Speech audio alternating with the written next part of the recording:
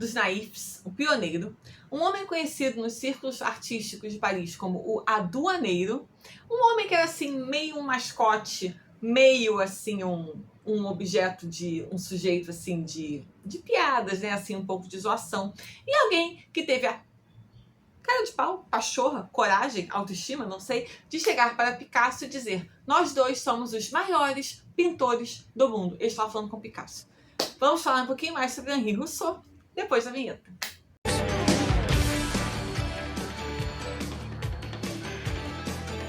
Oi, sou a Amanda aqui novamente no Arte para Você e hoje vamos falar sobre um homem autodidata, um homem que criou todo um novo movimento, uma figura lendária, uma figura assim meio, né, um sujeito assim que criou uma mística em torno de si mesmo, ridicularizado em vida, reverenciado em morte.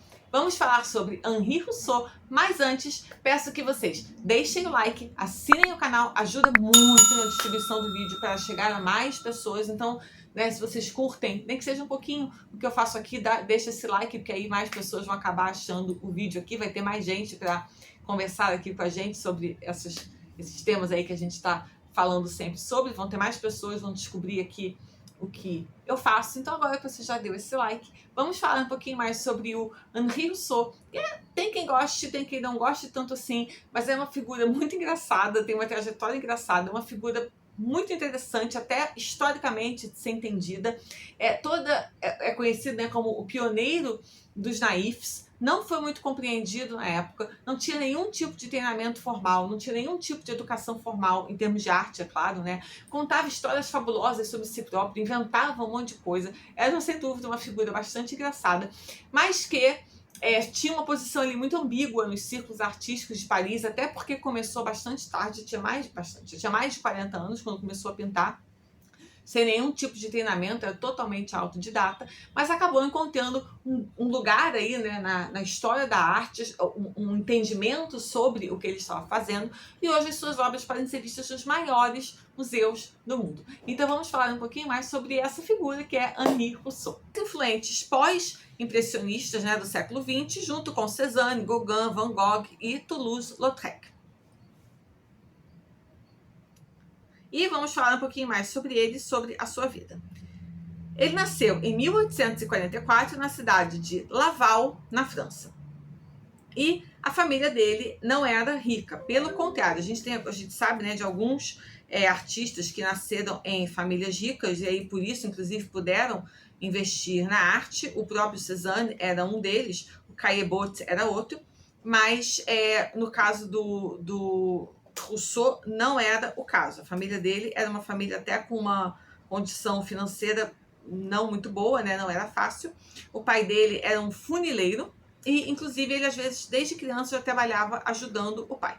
Ele, como ele também tinha que dividir o seu tempo entre a escola e o trabalho, ele, né, ia para a escola de dia e depois ele trabalhava, chegou um momento em que a sua família, inclusive, não conseguiu mais pagar a sua casa, né? Eles estavam em débito, inclusive com isso não conseguiam mais pagar pela sua moradia, e aí ele foi então estudar numa escola interna por um período, enquanto os pais, né, davam conta de organizar a vida, e parece que ele era um aluno assim bastante medíocre, porém ele ganhou alguns prêmios por desenho e música. Ele era bom em desenho e música.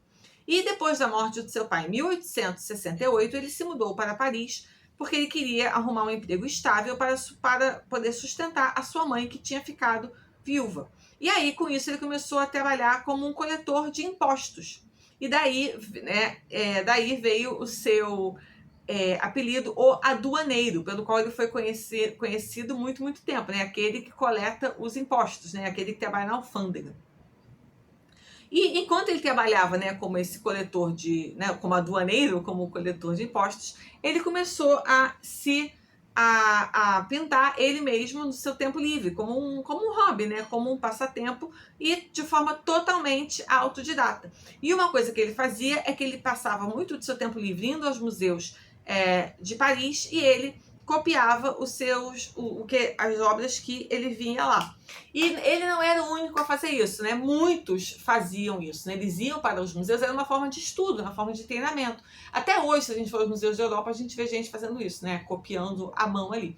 Inclusive, tem aquela história que eu amo, que foi assim que o Manet conheceu o Degas. Ele estava no Louvre e ele viu o Degas copiando ali à mão um Velázquez. Não é que ele estava copiando qualquer troço, ele estava copiando um Velázquez. E o Manet ficou tão impressionado com a cópia, né, com o trabalho, o estudo que ele estava fazendo, que ele foi lá, se apresentou, assim, eles se conheceram e ele levou o Degas para os impressionistas. Então, assim, isso que ele estava fazendo é uma coisa que muitos artistas, muitos com treinamento formal, muitos, mas alguns autodidatas também, vão lá e ficam lá copiando à mão, treinando o olho, treinando, né, a sua técnica, refinando e tal. Então, assim, ele era totalmente autodidata, tudo que ele fez sozinho, mas ele tinha, né, Paris para isso, é um paraíso, né, permite, você vai lá e você fica copiando, treinando. Imagina que máximo, passar sua tarde no Louvre, no Museu d'Orsay, treinando. Nessa época o Museu d'Orsay não existia. Então, no Louvre, enfim, alguns dos muitos outros, né? Acho que ele não tinha essa educação formal, o que não faltava era criatividade. E muitas vezes, até pelo fato de que ele não tinha essa educação formal, ele tinha liberdade para fazer o que ele quisesse. Então ele podia usar qualquer cor, ele não tinha noção nenhuma de profundidade, zero, de tamanho das coisas, né, né, assim, né, qualquer tipo de olhar mais técnico, assim, ele não tinha, né? Se você for olhar, inclusive, muitas das obras dele têm, né, proporções erradas, a profundidade não é aquela, o tamanho das figuras, né, fica torto, ou né, não seria. Enfim, mas isso não era um limitador, porque ele podia fazer qualquer coisa. Então ele podia botar qualquer forma, ele podia botar qualquer cor, ele podia, né, tinha toda a liberdade possível, porque não tinha nenhum tipo de formalidade, não tinha nenhum tipo de regra, não tinha nada filtrando o que ele estava fazendo. Ele tinha total liberdade para fazer o que ele quisesse, bem entender, se tivesse afim. E com isso, a sua criatividade simplesmente correu solta. E aí, né, ele meio que, né, acabou sendo, digamos assim, o pioneiro, né, desse estilo que hoje é chamada, né, a arte naif, com cores muito vivas, um surrealismo também, né, temática e linhas muito simples e sólidas, que rompiam completamente com o que era considerado o formal. E a partir de 1886, o seu trabalho começou a ser mostrado regularmente no Salão dos Independentes durante a sua mostra anual, né? Ele começou a deixar as suas obras lá e ele foi percebido, né, de maneira mais séria, assim. Ele teve a sua primeira resenha, inclusive mais séria, com a sua obra Tiger in a Tropical Storm Surprise, o tigre surpreso numa tempestade tropical. Apesar de ele ter tido boas resenhas dessa obra, levaria mais 7 anos até que ele depois pintasse a imagem desse tigre, né? Tão vivo, né? Ou que ele voltasse a pintar a selva. E a selva é justamente o que deixou ele mais famoso, né? O seu tema e as suas obras mais famosas são justamente abordando selvas. Ele pintou por volta de 25 pinturas de selvas, mas são assim também selvas sem nenhum realismo. Até porque ele estava na França o tempo todo, ele nunca saiu da França na sua vida, então assim, não é que ele pegou um barco e veio ver, né, a Amazônia ou nada disso. Daí que tá um surrealismo, né? Eram selvas como ele imaginava, ou como ele tinha lido, ou como ele sonhava, ou como ele projetava. E, de novo, sem nenhum tipo de restrição formal, ele podia fazer o que quisesse. Então tem um surrealismo, tem sempre uma coisa muito do onírico, do sonho, do projetado, do imaginado. E isso também é muito legal. No final, assim, né, em anos mais tardios, essas imagens, né, muito surreais, muito coloridas, muito vivas, acabaram trazendo para ele uma notoriedade artística. E o próprio tigre apareceria em pelo menos mais 3 pinturas, enquanto leões, macacos, pássaros, cobras e humanos também apareciam no meio das folhagens. E apesar, né, como eu disse, do seu legado ser bastante baseado, né, nessas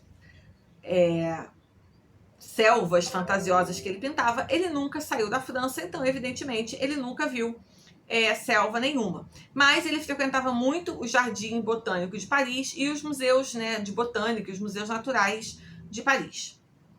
E, no começo, ele não foi muito compreendido, né? E a elite conservadora de Paris nunca entendeu nem apreciou o seu trabalho e diziam, inclusive, que ele pintava como uma criança. Vocês veem que isso é uma acusação bastante comum, né? As pessoas dizem que Picasso não sabe pintar. Ha, ha, ha! Picasso não sabe desenhar. Se Picasso não sabe desenhar, não sabe pintar, quem sabe, né? Só resta Michelangelo, eu acho.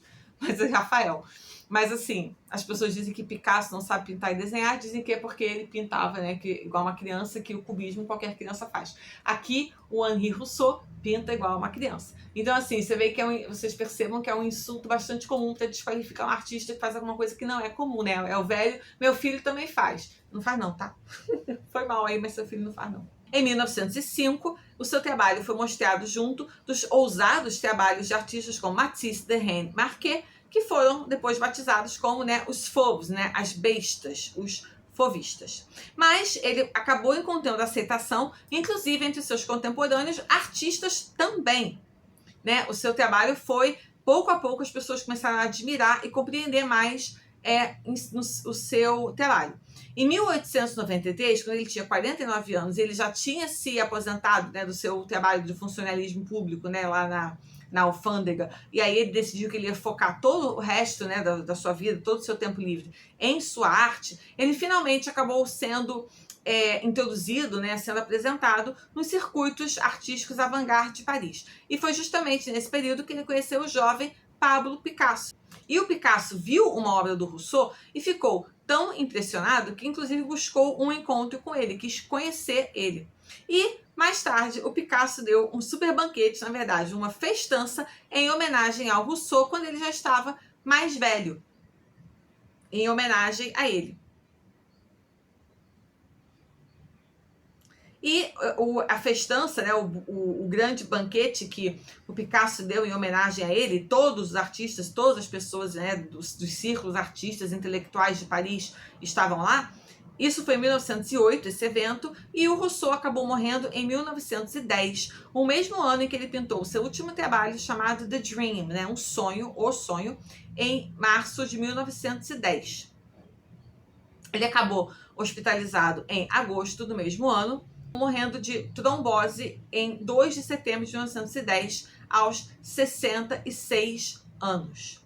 E o seu enterro foi um enterro assim, né, muito prestigiado. Ele já teve um enterro de uma pessoa, né, reconhecida como um artista importante, uma pessoa, né, muito a ser reconhecida. Muitos dos artistas foram ao seu enterro, foi muito prestigiado, foi muito respeitado.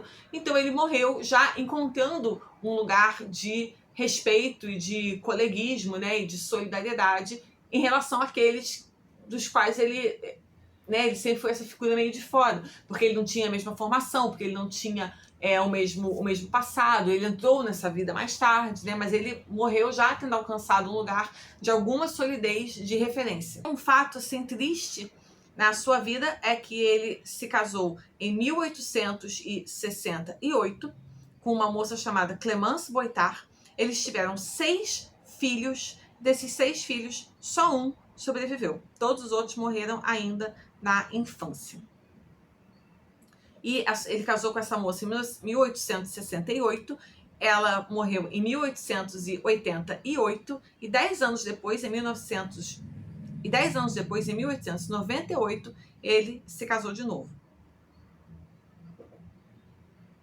E, né, como eu disse, ele começou a pintar de forma mais profissional mesmo só com 49 anos. Então, enquanto ele ainda era aduaneiro, né, enquanto ele ainda tinha esse trabalho de funcionalismo público, de coletando impostos, todas as, né, já que a gente falou tanto sobre a questão das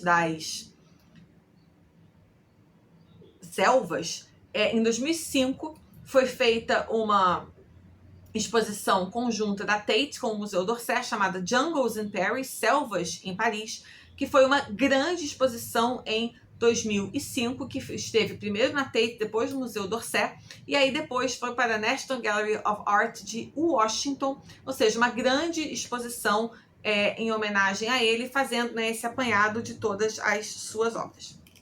Espero que vocês tenham gostado desse vídeo, espero que vocês tenham gostado do Rousseau. Depois eu posso falar mais sobre algumas obras específicas dele ou falar mais sobre arte naif, que eu acho que dei conta que eu acho que não falei aqui, eu falei muito pouco. Então, mais uma vez, peço sugestões de temas. Espero que vocês tenham gostado desse vídeo. Espero que vocês tenham outras sugestões também para me dar, para eu falar de coisa aqui que vocês estejam querendo saber. Peço mais uma vez, antes de vocês irem embora, o like e que assinem o canal, caso ainda não tenham deixado. E vejo vocês no próximo vídeo. Tchau!